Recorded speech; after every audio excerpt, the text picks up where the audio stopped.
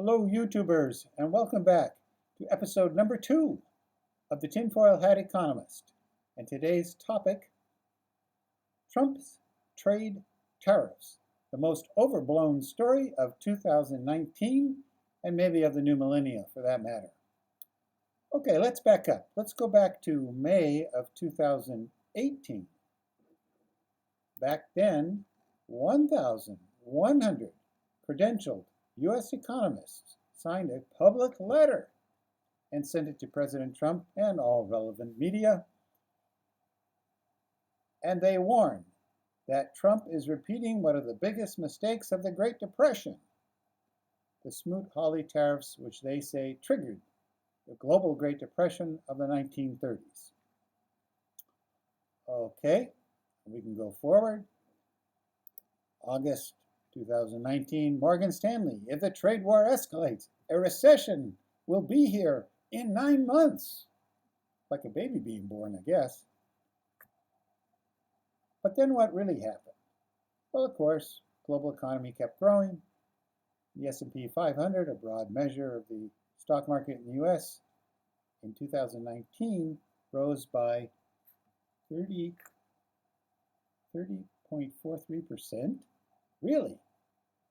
And then if you reinvested your dividends, you got a 33% return in stocks in the U.S. in 2019. Not a bad year. Now, why is that meaningful? Well, the stock market is broadly regarded as a future indicator. You have institutional investors buying equities based upon prospects for profits. And they must have thought the prospects for profits were pretty darn good to send the S&P 500 up 33% in 1 year. But why?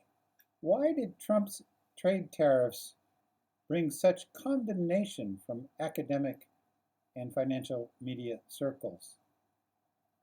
Why did people ascend to the very pinnacles of righteous indignation over these tariffs?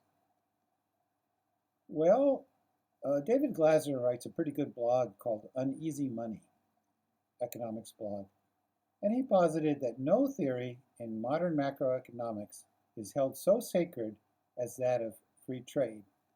And of course, there are some good reasons for trade between nations. There's the classic example of why should people in Minnesota build hothouses and try to grow bananas when all they have to do is go ice fishing, send a few more fish down to Costa Rica, and trade it for bananas because, yes, we have no bananas in Minnesota. So David Ricardo is a name held in much reverence in modern macroeconomics, and he was an economist that lived late 1700s to early 1800s in Great Britain. He formulated the theories of absolute and comparative advantage in international trade. There's an interesting quirk in all of this, though, and that is that David Ricardo himself, I'm reading now, was the first to recognize that comparative advantage is a domain-specific theory, meaning that it only applies when certain conditions are met. Ricardo noted that the theory only applies in situations where capital is immobile between nations.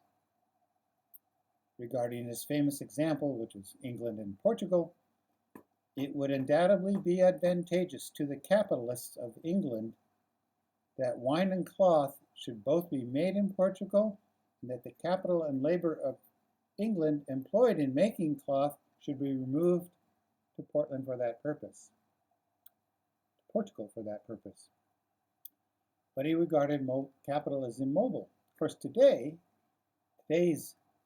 world, capital moves across international borders with a click of a mouse. There's $32 trillion in offshore bank accounts in Bermuda and other offshore locations. Apple records its profits in Ireland. I guess they send the digital impulses, which are money, to Ireland. So capital is entirely mobile today between all nations. So David Ricardo's theories are obsolete. So why are they still held in such reverence? I'm not sure. I have a theory about it. Let's look at multinationals. They are the largest commercial players on the planet these days. A company like Apple is worth $1 trillion. Amazon, Google, they work across national borders. GM sells more cars in China than the US. Walmart imports, seems like 90% of their goods from China. Now, multinationals, particularly under recent law, Citizens United case, can pour unlimited money into political campaigns. They can also, of course, pour unlimited money into academia, media, lobby groups, trade associations, foundations, think tanks, and so on. Multinationals are the organizations most concerned with international trade and law. So, a lot of this hysteria over Trump's trade tariffs, I suspect, was really PR on the part of multinationals who had specific stakes. I mean, if you're Apple, you have 800 suppliers in China. The last thing you want is tariffs on goods that you import from China, or for relations to sour between the Communist Party of China and Donald Trump. You might say that multinationals are more interested in regime stability than regime change, even in a communist nation, such as China. Or they're more interested in regime stability than democracy. Of course, multinationals, at least publicly held multinationals, have fiduciary obligations to shareholders, which trump any sort of loyalty to democracy or any nation state.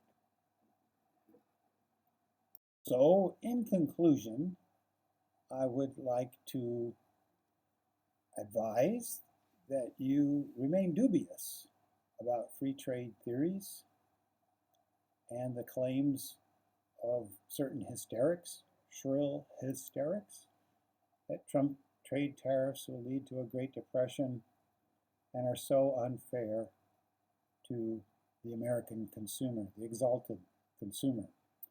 By the way, not only did David Ricardo, the theorist I mentioned earlier, not only did he not anticipate capital mobility between nations, which he said if it existed would wipe out his theory of comparative advantages, he also lived in the era before state capitalism or heavily subsidized capitalism or industries, which we see in the world today.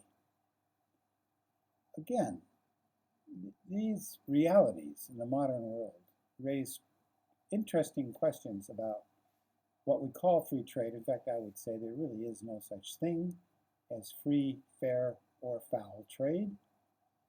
There's no way to know of the regulations and subsidies goods receive all around the world.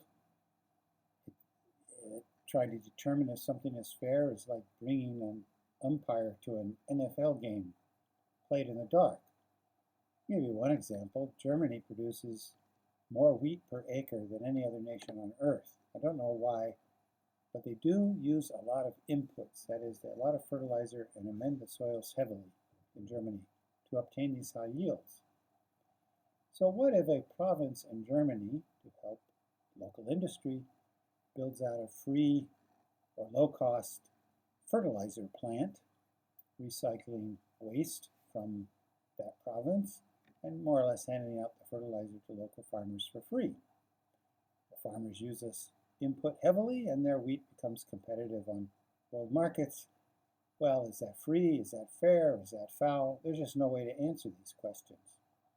Other economies, such as Singapore, the city-state, it is the stated policy of the national government to obtain current account trade surpluses.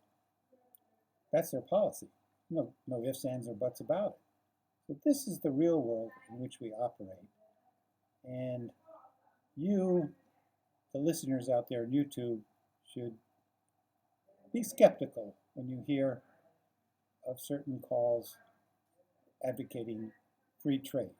It's a very complicated topic, and I'm not sure the way free trade is playing out actually benefits the employee class of developed nations. So this is your tinfoil hat economist signing out. I've come to you at the speed of light, and I'll be back with that same speed in episode 3, which I hope to study and present a topic much more briefly and a much better topic, happier topic. Tally ho.